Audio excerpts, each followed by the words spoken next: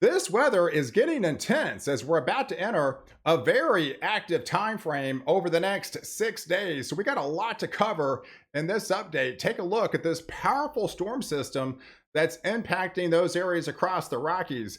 That's setting up numerous high wind warnings and watches across the Texas Panhandle into New Mexico as well as into Colorado. It's also setting up a significant low pressure highlighted northwestern portions of Nebraska. We do have an isolated tornado threat into Nebraska as well as Kansas, likely between 5 and 9 o'clock this evening. And then we have another powerful storm system that will be draped across the south. That will be a slow moving system and a much more potent system as well, and a longer duration system highlighted across this area back into Monday and Thursday of next week. So I appreciate all my subscribers out there. If you are new to the channel and like detailed weather breakdowns, hit the subscribe button and you're in. You get all my daily content on this channel, and I would love to reach 250,000 subscribers by the end of the month. And you can help me get there by subscribing to the channel and following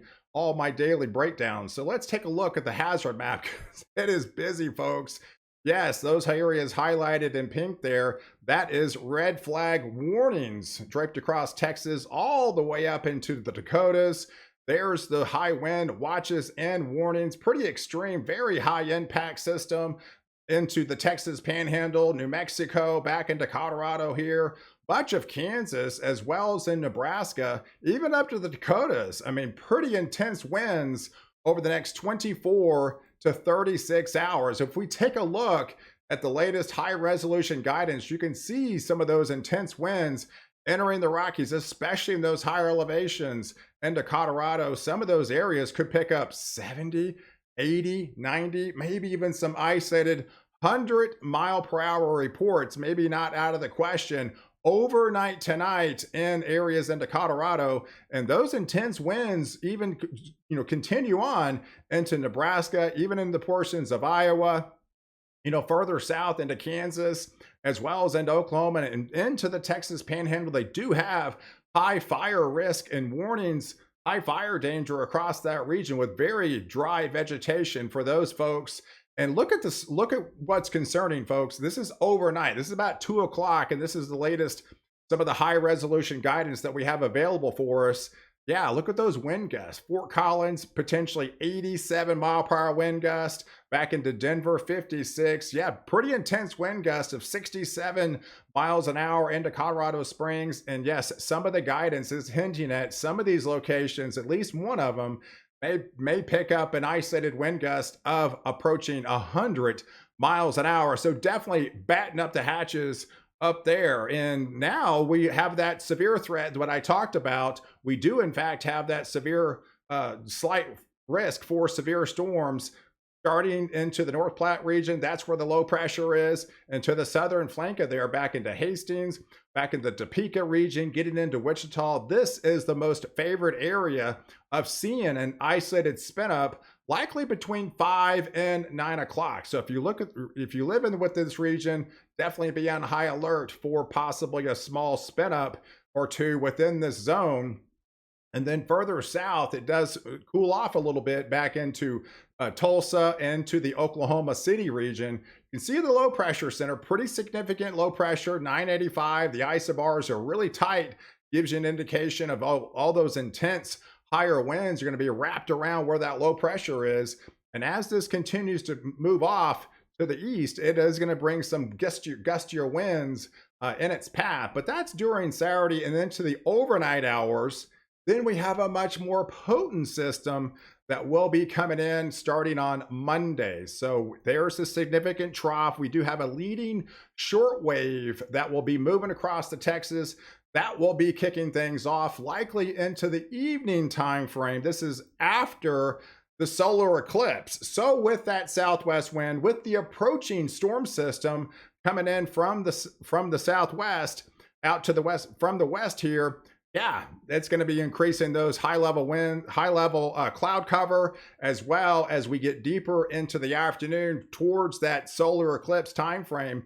Some of those areas could look at mid to low level clouds as the moisture starts to surge from the south, and all these areas start to moisten up, especially the dew points start to elevate. So it's going to be very difficult to have a pristine, clear skies for these areas into the south to see the solar eclipse by 1 o'clock on Monday afternoon. Where you could have a little bit more favorability is up here into southern portions of Missouri, back into southern Illinois, southern Indiana, but especially as you get into New England, and especially Maine should have actually the clearest skies in town to see the eclipse. But what's concerning is what follows, folks. This could be a significant event, because look at the Cape values. We are going to have a warm front that's going to continue to lift north. And as it does, that's going to moisten up all the atmosphere, but it's also going to increase those dew points. It's going to increase those instability values. And that instability creeps all the way up to possibly 3,000 Cape values. And that's a pretty wide area. Much of north, west, central, and southern Texas is going to be impacted for this event on Monday night, because the dew points, this is a pretty soupy air mass. Look at the dew points, folks. This is probably the highest dew points we've seen so far this year, especially with that instability. And that's always a dangerous combination, especially with the warm front draped across to the north. That puts you in a favorable area for all three modes of severe storms, including big time hail producer storms as well. So we got this entire state of Texas pretty much under the gun for at least a slight risk for severe storms. I would know every doubt this is going to be increased to at least an enhanced risk by the time we get to the event. But right now, the Storm Prediction Center is highlighting this dotted shaded area, the most favorable area: Houston, San Antonio, Austin, San Angelo, back into Lubbock, to seeing that very large hail potential storms from anywhere from 2 inches or above. And this would likely creep into the Dallas-Fort Worth area as they do those future updates and as it gets closer, because we're looking at some of these latest short rain guidance parameters, and these helicity values are actually getting more intense with every update that I see, as the mesoscale models are starting to slowly become in range. That would be a concerning supercell if this does come to fruition, highlighted across North Texas into the evening time frame on Monday night. And if you look at some of the soundings here, that would be a tornadic sounding, folks, and definitely has the potential of very intense hail, maybe upwards to softball size hail. So this is an intense event with this particular setup coming up on Monday night. But the problem is, that low pressure center in the main storm system is going to be very slow moving. So it's not just going to be a one-day wonder. This is going to be a multi-day event, folks. As we even head into that Monday night time frame, you can see the latest European lightning index really lighting up the map across a good part of Texas and much of the deep south there. And by Tuesday, look what the main storm system is.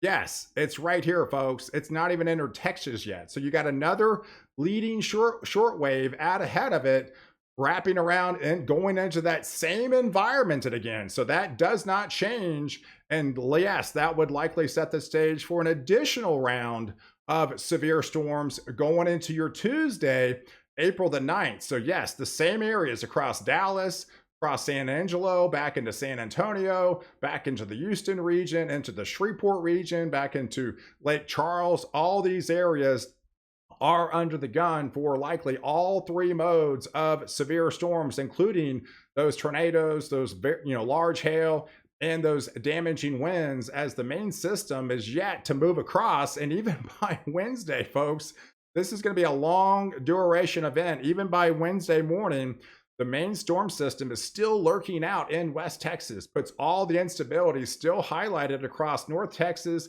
and back into East Texas. And eventually this will finally start to shift off into the southeast, and then would likely transfer into more of a heavy rain threat back behind it and into Texas, with that severe threat on the leading edge. So even by Wednesday, we still have, even this far out, high enough confidence to put a yellow shaded area of a slight risk of at least severe storms by then still into the Houston Metroplex, back into Lake Charles, into Shreveport, into Jackson, back into New Orleans here.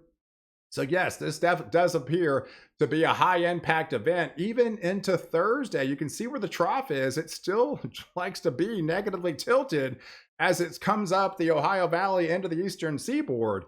So yes, folks, this could even go into Thursday for severe storms into the southeast, and that's exactly what the Storm Prediction Center has even right now this is Saturday, folks. They're already confident 6 days out these could likely be severe back into the Tallahassee region by then, the Florida Panhandle, into much of Georgia, as well as into South Carolina, as that low pressure center would likely, again, continue to deepen. We got a 995 millibar low pressure, intense winds coming in off the Gulf there, highlighted across the Florida Panhandle, back into the southeast. Bona fide low pressure center pulls that energy northbound back into Illinois, back into Indiana, through Kentucky here, and that just actually continues to deepen, now down to a 993 millibar, as those winds would be racing up the eastern seaboard. Then this would going into Thursday afternoon, and then even into Friday. That continues the trend as that low pressure continues to deepen. Right now, could potentially even be a 990 millibar low pressure, as that significant storm system is still impacting. So you can see we got the storm system highlighted over the plains today, but the bigger potent system, the more long duration system, enters Texas after the eclipse, folks. Could be a bumpy ride, especially a lot of visitors out to see the eclipse. There's an estimated 1 million people going to Texas this for the eclipse, so there will likely still be in town with that big time event coming up on Monday night, and I will actually be live covering that particular storm, as well as into Tuesday. And it could be a very long week ahead. I'll keep you updated. Definitely, I'll keep you updated on this channel. So stay tuned tomorrow with the complete update. So I appreciate you guys watching. Do like this video, definitely hit the subscribe button, and catch my next update while I protect you before and after the storm.